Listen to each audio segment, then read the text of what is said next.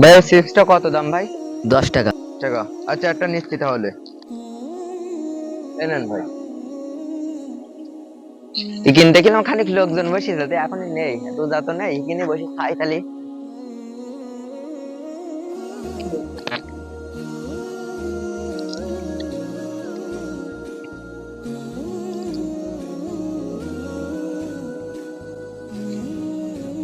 High আল্লাহ, রোজার মাসে খাচ্ছে।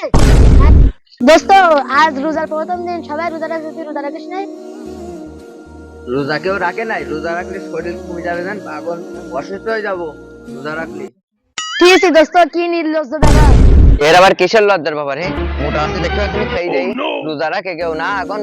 হ্যাঁ, জানিস নি দোস্ত, তুই রোজা আমাদের জন্য ফরজ। কিসের ফরজ? ফরজ কাকে বলে? আহারে, তুই মুসলমান হয়ে এখনো ফরজ চিনলি না? তোর তো দোস্ত মুসলমান হয়ে বেঁচে থাকার কোনো অধিকার নেই। তো আমি তো এতদিন জানতাম না যে রোজা কাকে বলে, তো তুমি একটু বোঝাই দাও। আল্লাহ তাআলা আমাদের জন্য 30টা রোজা ফরজ করেছে, যা প্রত্যেক মুসলমানের জন্য ফরজ।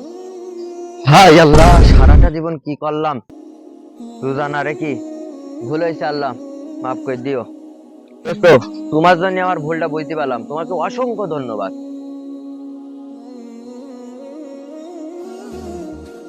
আল্লাহ তাআলা কোরআনের মধ্যে বলেছেন, শাহরু রমাদান আল্লাযী উনজিলা ফীহিল কুরআন হুদাল লিন-নাসি ওয়া বায়িনাতিন মিনাল হুদা ওয়াল ফুরকান। আল্লাহ তাআলা ইরশাদ করেছেন, তোমাদের জন্য রমজানের রোজা ফরজ করা হয়েছে, যেমনই ভাবে তোমাদের পূর্ববর্তী লোকেদের উপর ফরজ করা হয়েছিল। এই আয়াত দ্বারা বোঝা যায় যে আমাদের জন্য রমজানের রোজা রাখা ফরজ। তাই আমাদের সকলের উচিত রমজানের 30টা রোজা রাখা এবং 30টা সেহরি এবং 30টা ইফতারি, 30টা তারাবি আল্লাহ তাআলা আমাদের সকলকে পড়ার তৌফিক দান করুন। আমিন।